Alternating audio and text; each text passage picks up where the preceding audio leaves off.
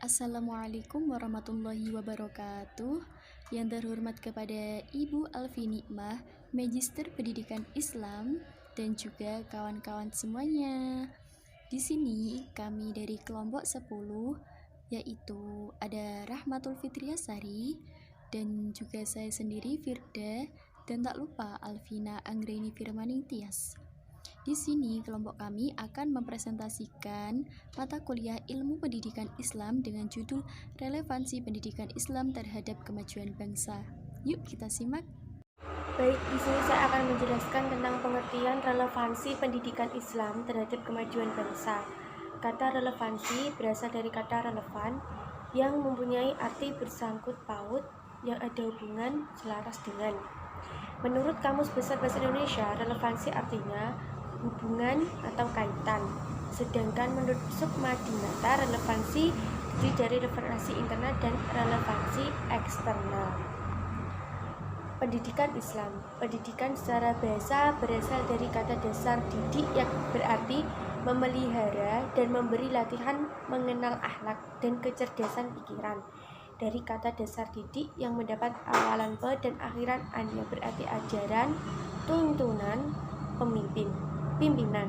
Pendidikan berarti sebagai usaha sadar dan terencana untuk mewujudkan suasana belajar dan proses pembelajaran agar peserta didik secara aktif mengembangkan potensi dirinya untuk memiliki kekuatan spiritual keagamaan, pengendalian diri, kepribadian, kecerdasan, akhlak mulia, serta keterampilan yang diperlukan dirinya, masyarakat, bangsa, dan negara. Menurut Muhammad Atiyah Al-Abrashi, pendidikan Islam tidak seluruhnya bersifat keagamaan, akhlak, dan spiritual, namun tujuan ini merupakan landasan bagi tercapainya tujuan yang bermanfaat. Kemajuan bangsa. Kemajuan suatu bangsa ditentukan oleh kualitas sumber daya manusia, khususnya pada dunia pendidikan. Oleh karena itu, peran pendidikan sangat penting untuk menciptakan masyarakat yang cerdas, damai, terbuka, dan demokratis, sehingga pembaruan pendidikan harus selalu dilakukan untuk meningkatkan kualitas suatu bangsa. Baik, saya akan melanjutkan pembahasan yang kedua, yaitu relevansi pendidikan Islam terhadap kemajuan bangsa. Nah, dalam mempersiapkan masyarakat madani, tantangan terhadap partisipasi aktif dunia pendidikan semakin besar. Nah, di sini peran lembaga pendidikan Islam tidak hanya dituntut mengkristalisasikan semangat ketuhanan sebagai pandangan hidup universal, namun lebih dari itu, institusi ini harus lebur dalam wacana dinamika modern. Pendidikan Islam sebagai lembaga alternatif diharapkan mampu menyiapkan kualitas masyarakat yang bercirikan semangat keterbukaan, egaliter, kosmopolit, demokratis, dan berwawasan luas, baik yang menyangkut aspek spiritual maupun ilmu-ilmu modern. Nah, perkembangan dunia telah melahirkan suatu kemajuan zaman yang modern. Perubahan-perubahan yang mendasar dalam struktur budaya masyarakat sering membentur pada aneka kemapanan. Nah, akibatnya ada keharusan untuk mengadakan upaya konstekstualisasi bangunan-bangunan budaya dengan dinamika modernisasi, tak terkecuali dengan sistem pendidikan pesantren.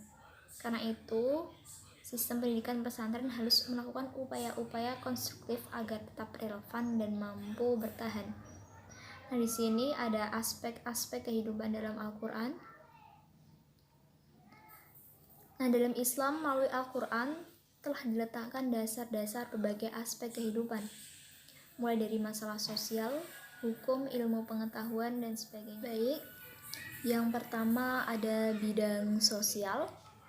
Al-Quran menerangkan dalam Quran Surah Al-Hujurat ayat 13 yang artinya, "Hai manusia, sesungguhnya kami menciptakan kamu dari seorang laki-laki dan seorang perempuan dan menjadikan kamu berbangsa-bangsa dan bersuku-suku agar kamu saling mengenal." Nah, Islam mencita-citakan suatu masyarakat yang egaliter, yaitu sistem sosial yang didasarkan atas kesetaraan dan kesederajatan sebagai makhluk Tuhan. Yang kedua dalam bidang ekonomi. Di sini Islam Mendapatkan keadaan ekonomi yang didasarkan pada pemerataan, anti korupsi, anti monopoli, dan saling menguntungkan. Yang ketiga, ada bidang politik. Al-Quran memberi isyarat melalui Quran Surah An-Nahl ayat 90, yang artinya, sesungguhnya Allah menyuruh kamu berlaku adil dan berbuat kebajikan, memberi kepada kamu kerabat, dan Allah melarang dari perbuatan keji, kemungkaran, dan permusuhan. Islam mencita-citakan kehidupan negara yang dipimpin oleh orang yang adil, jujur, amanah, dan demokrasi sehingga yang bersangkutan tidak menyalahgunakan kekuasaannya. Yang keempat, dalam bidang hukum. Nah, supremasi hukum yang didasarkan pada asas keadilan, tidak pilih kasih, manusiawi, konsisten, objektif, diharapkan dapat tegak melalui garis-garis syariat yang ditetapkan Islam. Yang kedua, ini ada faktor kemajuan bangsa berdasarkan pendidikan Islam. Yang pertama, ada karakter atau moral. Surah Al-A'raf ayat 96 yang artinya, dan sekiranya penduduk negeri beriman dan bertakwa, pasti kami akan melimpahkan kepada mereka berkah dari langit dan bumi. Tetapi ternyata mereka mendustakan ayat-ayat kami, maka kami siksa mereka sesuai dengan apa yang telah mereka kerjakan. Nah, pendidikan Islam yang diharapkan untuk para generasi penerus bangsa adalah pendidikan yang mampu mencetak generasi bangsa yang bukan hanya cerdas, namun juga berkarakter mulia dan berbudi luhur. Karena pendidikan Islam mengatur manusia sesuai tuntutan Al-Quran dan hadis. Sebaliknya, kehancuran suatu bangsa disebabkan oleh tidak adanya moral dan rusaknya karakter generasi bangsa. Yang kedua yaitu disiplin dan berilmu. Dalam Quran Surah Az-Zumar ayat 9 yang artinya, apakah kamu orang musyrik yang lebih beruntung, ataukah orang-orang yang beribadah pada waktu malam dengan sujud dan berdiri karena takut kepada azab akhirat dan mengharapkan rahmat Tuhannya? Katakanlah, apakah sama orang-orang yang mengetahui dengan orang-orang yang tidak mengetahui? Sebenarnya hanya orang yang berakal sehat yang dapat menerima pelajaran. Nah, di sini Islam lebih menekankan pada pendidikan akhlak, karena dengan akhlak yang baik seseorang tidak akan melakukan kejahatan. Kunci pembentukan karakter bangsa adalah terletak pada pembentukan akhlak yang baik dan pengajaran ilmu. Generasi bangsa yang berkarakter baik tentu akan menjadi faktor utama kemajuan suatu bangsa. Demikian, selanjutnya saya serahkan kepada pemakalan berikutnya. Selanjutnya, eksistensi pendidikan Islam di Indonesia. Umat Islam sudah lama mengidealkan pendidikan Islam. Mereka kemudian membangun madrasah sejak tingkat ibtidaiyah, sanawi, aliyah, dan bahkan sampai tingkat perguruan tinggi. Sedemikian tinggi kepercayaan mereka bahwa lembaga pendidikan Islam mampu mengantarkan peserta didik menjadi manusia yang diidealkan, yakni menjadi orang yang beriman, beramal soleh, dan serta berakhlakul karimah. Untuk membangun lembaga pendidikan karena tingginya semangat yang mereka miliki, tidak peduli dengan keterbatasan tenaga, sarana, dan juga dana yang digunakan untuk menyangga program yang dikembangkan itu. Akibatnya, tidak sedikit lembaga pendidikan yang dirintis dan dikelola masyarakat. Kondisinya sangat memprihatinkan. Proses pendidikan kemudian berjalan apa adanya. Mereka rupanya kepercayaan bahwa kegiatan pendidikan yang sebatas berlabel Islam itu agar mampu melahirkan lulusan yang lebih baik bila mana dibandingkan dengan lembaga pendidikan selain itu. Kualitas seolah-olah hanya diukur dari label yang disandang dan bukan menyangkutisi yang berhasil dikembangkan. Perkembangan pendidikan Islam di Indonesia dalam bidang pendidikan nasional tidak terpisahkan dari peran penting organisasi pendidikan Islam seperti organisasi sekolah yang menyelenggarakan pendidikan Islam secara berjenjang dan organisasi dan non-sekolah yang berorientasi dalam pembinaan pendidikan Islam. Yang keempat, eksistensi nilai moralitas dan nilai hukum dalam perundang-undangan di Indonesia. Nah, dasar filsafat negara Indonesia telah ditetapkan oleh Panitia Persiapan Kemerdekaan Indonesia atau PPKI dalam pembukaan Undang-Undang Dasar 1945, yaitu Pancasila. Hal ini disebabkan adanya keyakinan bangsa Indonesia bahwa nilai-nilai Pancasila adalah yang paling benar. sehingga bangsa Indonesia tidak ragu-ragu lagi untuk menjadikan nilai-nilai Pancasila sebagai landasan, alas, dan motivasi dalam rangka penyelenggaraan kehidupan bermasyarakat, berbangsa, dan bernegara. Nah, perwujudan Pancasila dalam sistem hukum nasional akan tercipta hukum nasional yang berkarakteristik yang pertama, bernuansa nilai-nilai moral religius yang beradab, bukan hanya berdasarkan hukum agama dari suatu agama tertentu. Yang kedua, menjunjung tinggi hak-hak asasi manusia.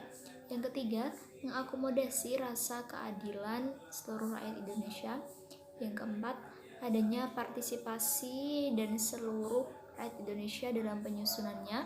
Yang kelima, konsep keadilan yang digunakan bukan hanya berlingkup individu, melainkan juga keadilan sosial untuk kesejahteraan bersama.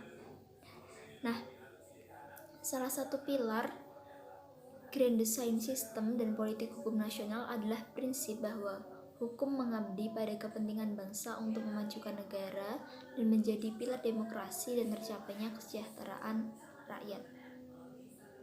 Nah, berdasarkan buku himpunan perundang-undangan menurut sistem Engelbrecht edisi 2006,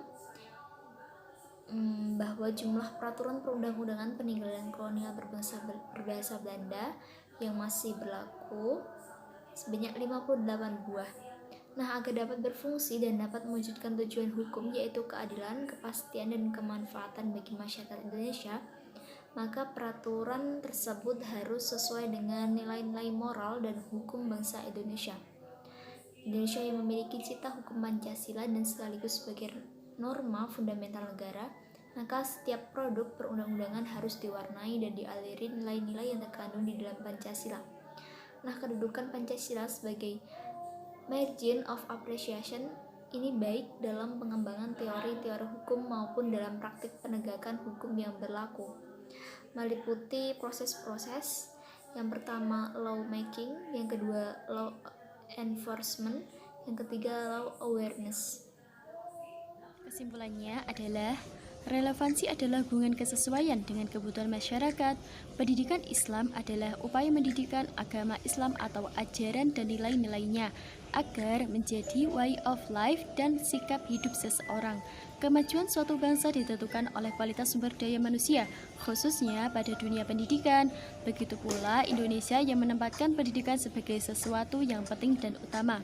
Bismillahirrahmanirrahim. Ya ayyuhan nasu inna khalaqnakum min dzakarin wa unsa wa ja'alnakum syu'uban wa qabaila lita'arafu inna akramakum indallahi atqakum innallaha alimun khabir. Perkembangan pendidikan Islam di Indonesia dalam bingkai pendidikan nasional tidak terpisahkan dari peran penting organisasi pendidikan Islam seperti organisasi sekolah yang menyelenggarakan pendidikan Islam secara berjenjang dan organisasi non-sekolah yang berorientasi dalam pembinaan pendidikan Islam. Salah satu pilar grand design sistem dan politik hukum nasional adalah prinsip bahwa hukum mengabdi pada kepentingan bangsa untuk memajukan negara dan menjadi pilar demokrasi dan tercapainya kesejahteraan rakyat. Oleh karena itu, produk hukum yang dihasilkan adalah hukum yang konsisten dengan falsafah negara, mengalir dan landasan konstitusi UUD 1945 dan secara sosiologis menjadi sarana untuk tercapainya keadilan dan ketertiban masyarakat. Thanks for watching. Terima kasih. Semoga bermanfaat.